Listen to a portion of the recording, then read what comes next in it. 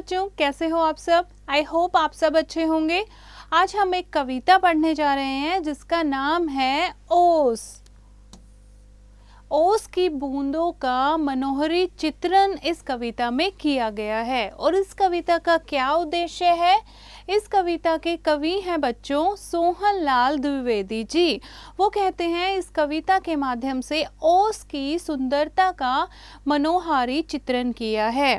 सुबह के समय ओस की बूंदें जब हरी हरी घास पर पड़ती हैं तो उनकी सुंदरता देखते ही बनती है। कवि ने ओस की बूंदों की सुंदरता को व्यक्त करने के लिए अनेक उपमाएं दी हैं। उपमाएं मतलब तुलनाएं की हैं। ठीक है बच्चों, तो कविता पढ़ते हैं हम। ओस हरी घास पर बिखेर दी है ये किसने मोती की लड़ियां, कौन रात में गूंथ गया है ये उज्जवल हीरों की कड़ियां। बच्चों, गूंथ क्या होता है? पिरोना। उज्जवल क्या होता है? चमकता हुआ। अब देखो, कवि जो हैं वो ओस की बूंदों को देखकर बहुत ही मनोहित हैं और वो बहुत ही खुश होकर ओस की बूंदों की प्रशंसा कर रहे हैं, उनकी सुंदरता के बारे में बता रहे हैं। वो कहते हैं सर्दियों में घास पर ओस की बूंदें ऐसी लगती हैं जैसे कि किसी ने मोती की लड़ियां जो हैं वो बिखेर दी हों, कि मोती की तरह ओस की बूंदें चमकती हुई दिखाई दे रही हैं। आगे कवि जिज्ञासावश कहते हैं कि रात में कौन इनको पिरो गया है जो ये हीरों की तरह इतनी ज़्यादा चमक रही हैं। ठीक है बच्चों, आगे पढ़ते हैं।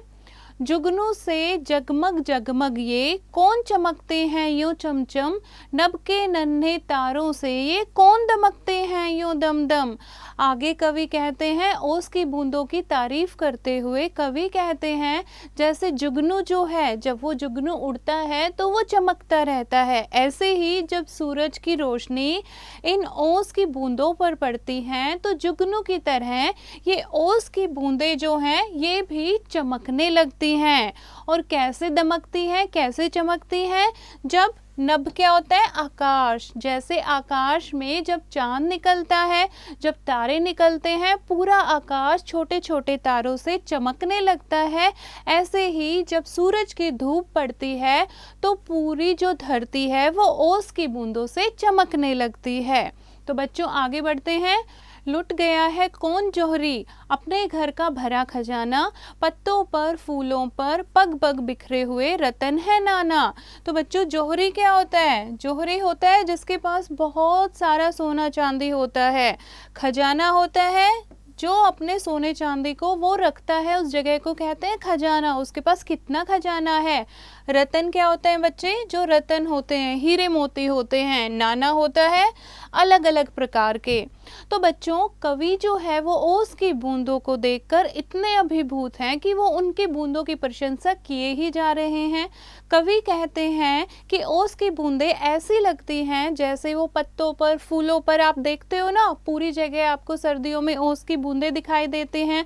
पग पग यानी कि जगह जगह पर, रास्ते में, फूलों पर, पत्तों पर आपकी ओस की बूंदें जो हैं वो आपको दिखाई देती हैं। तो कवि कहता है वो बूंदें ऐसी लगती हैं जैसे कि किसी जौहरी ने खजाना जो है वो पूरा लुटा दिया हो, जैसे उसके पास बहुत प्रकार के रतन होते हैं, हीरे मोती होते हैं, वो बिखरा दिए हों।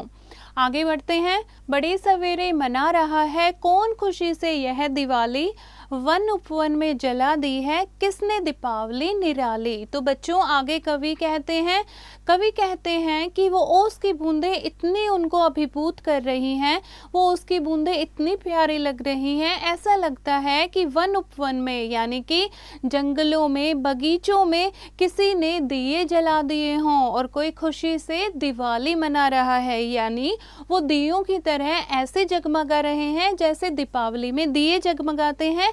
ऐसे ही जो ओस है वो पूरे वन उपवन में, बगीचों में ऐसे ही जगमगा रही है। ठीक है बच्चों, निराली क्या होता है? अलग से, खुशी से। जी होता है इन ओस कणों को अंजलि में भर घर ले जाऊं, इनकी शोभा निरख निरख कर इन पर कविता एक बनाऊं। आगे कवि कहते हैं, कवि जो है वो ओस की बूंदों से बहुत ही ज्यादा अभिभूत हैं। कवि कहते हैं जी होता है, जी क्या होता है बच्चों? मन। उनका मन करता है कि इन ओस कणों को अंजलि में क्या? हथेली में भरकर। अंजलि क्या होती है? जैसे आप दोनों हाथों को मिलाकर हथेली बनाते हो ना, तो कवि का मन कर रहा है कि इन ओस की बूंदों को वो हथेली में भरकर अपने घर ले जाएं। इनकी शोभा निरख निरख कर, शोभा क्या होता है? सुंदरता। निरख निरख, जांच पड़ताल करना। कवि कहते हैं और घर ले जाकर मैं इनकी सुंदरता को बहुत अच्छे से निहारूं, जांचूं, परखूं और इनके ऊपर एक फिर से सुंदर सी कविता बनाऊं। तो इसके कवि कौन है? सोहनलाल द्विवेदी। तो देखा बच्चों आपने, कवि जो है वो ओस की बूंदों से कितना प्रेरित है। तो बच्चों इस कविता से हमें क्या संदेश मिलता है? हमें प्राकृतिक सुंदरता को परखना व महसूस करना चाहिए। जीवन में प्राकृतिक दृश्यों की सुंदरता से प्रेरणा लेनी चाहिए। ठीक है बच्चों, आगे हम पढ़ते हैं कवि परिचय। तो बच्चों जैसा कि आपको पता है इस कविता के कवि हैं सोहनलाल द्विवेदी। तो इनके बारे में हम कुछ पढ़ते हैं।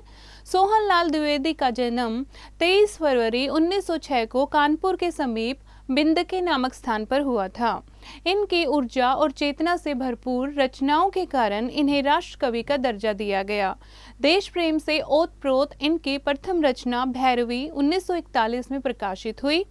वासुदत्ता, विषपान और युगाधार इनकी प्रमुख कृतियां हैं। सन 1969 में इन्हें पद्मश्री से सम्मानित किया गया। मार्च 1988 को इनका देहांत हो गया।